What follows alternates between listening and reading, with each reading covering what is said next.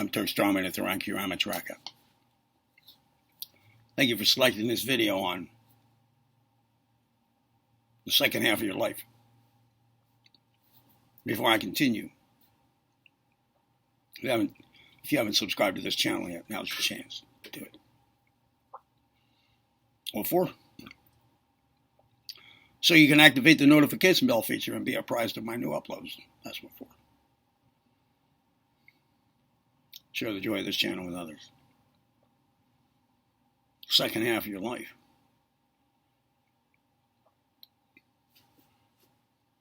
This is okay if you're in your first half or your second half. What do I mean by half? I'm thinking about maybe 40 years old. Of being like, average halfway point if a person lives to a ripe old age. Dies of natural causes. Of course, we never know whether it's going to last that long for us, do we? So, I'm talking here about if you know when you've reached about your halfway point.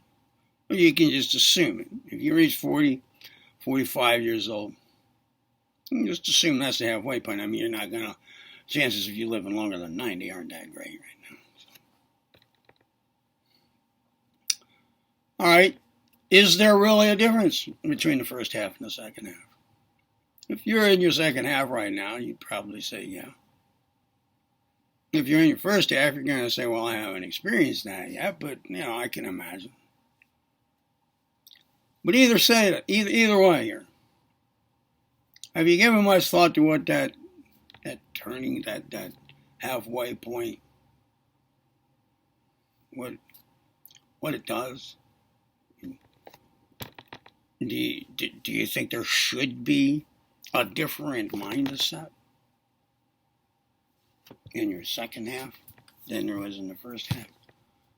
Should there be decisions made? Should your your areas of deepest introspection change?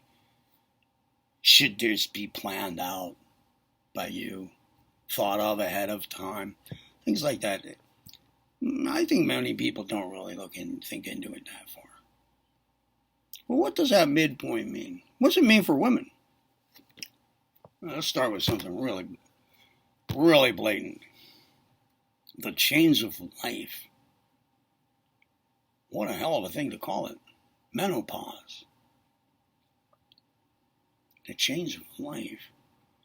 Now that definitely smacks, that term definitely smacks of a big change in way of being.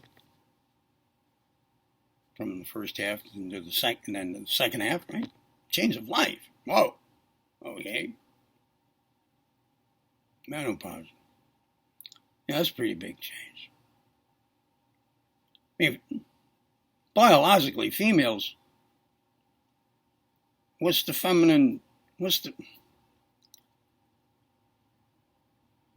biologically, when it comes to preservation of the species, biologically, with respect to that, which is one of our primal instincts, self-preservation, really the only biological thing that comes before it in importance. Preservation of the species, okay, biologically, what's the female body for? Really? Is to get the semen, the sperm, out of a man's balls and into her womb. That's what it's for. The other thing that it's for is to take it from there and to give birth. Motherhood.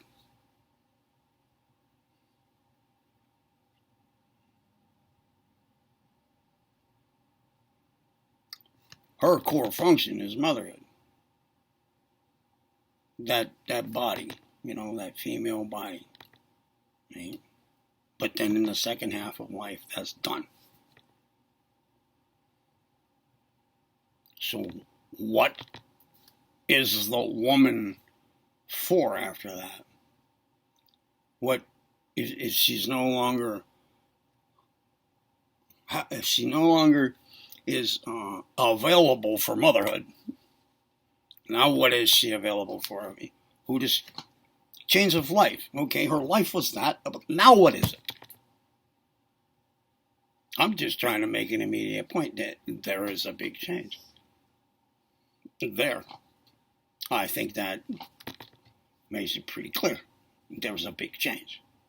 We don't even have to answer the question, now what is she, or what is her body? You know what? Now what is she? Now what's her life? We don't even have to answer that to get the point. What else is there that applies to men too?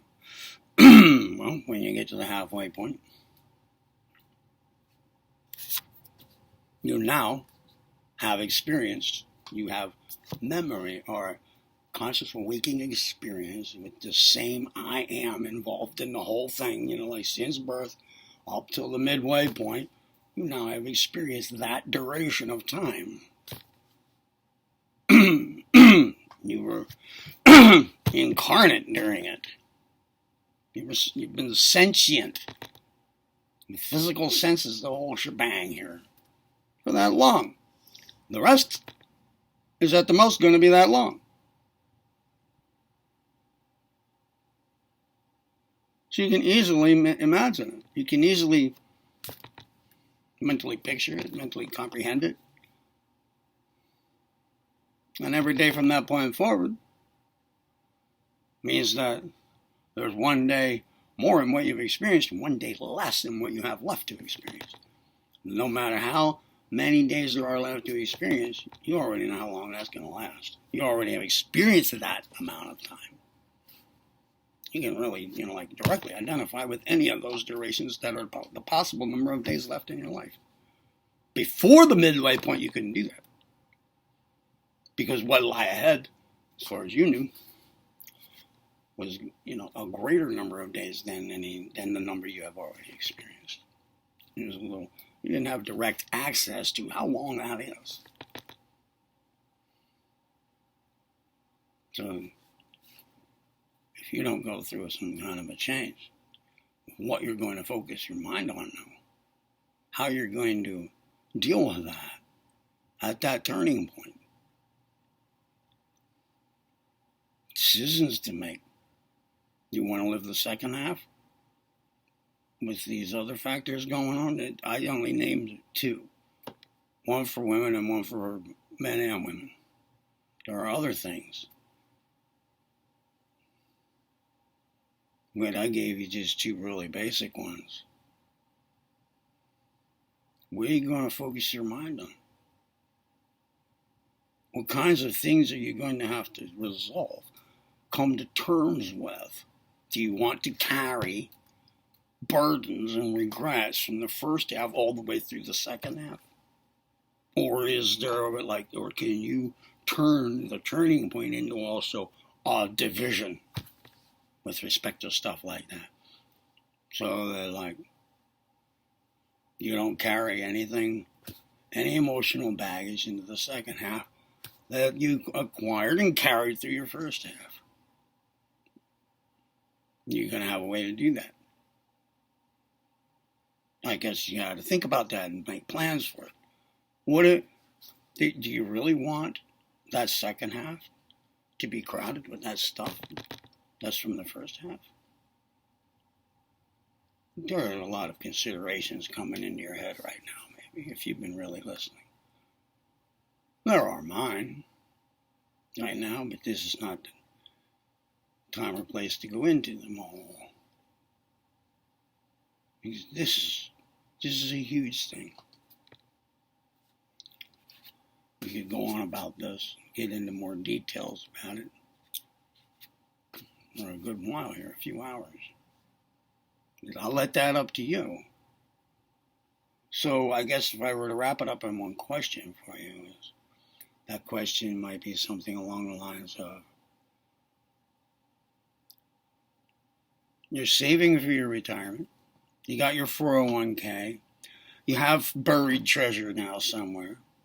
You have moved to a bigger house. You have acquired savings, all of these things, at least in preparation for old age, retirement.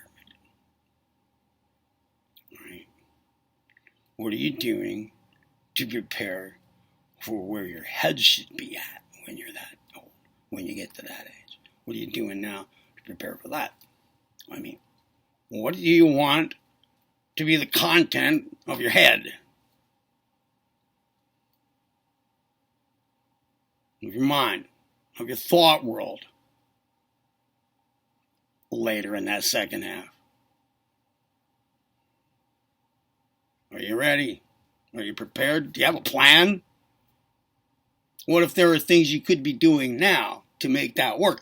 You're doing the bank savings thing. You're doing the 401k. You're working your ass off 40 hours a week, 9 to 5 or whatever, or all night shift. You're doing all kinds of crazy shit. You're hurting your body and all of this so that you have some kind of like thing saved up, a nest egg, right? Not only that, but because the boss says to do all that. Whatever your other reasons are, this is for you for later, right? You have the nursing home insurance, you have the cremation policy, you have the life insurance, you have all of this stuff, right? You have this stuff that's you want it to last you into your old age now. This is it. Whatever, you're going to retire. What are you going to? You're going to kick back and think about what? What if you didn't do anything to prepare your mind for that? So what do you want the content of your thought world to be in your second half? That's the question for you. Give the video a thumb up, even if you didn't like it. Who cares? Right? Subscribe, get notified. Share the channel with others. Thanks for selecting this video on your second half. How about that? Your second half. Your other half. I'm Turk Strawman, and Theron Q. Get old.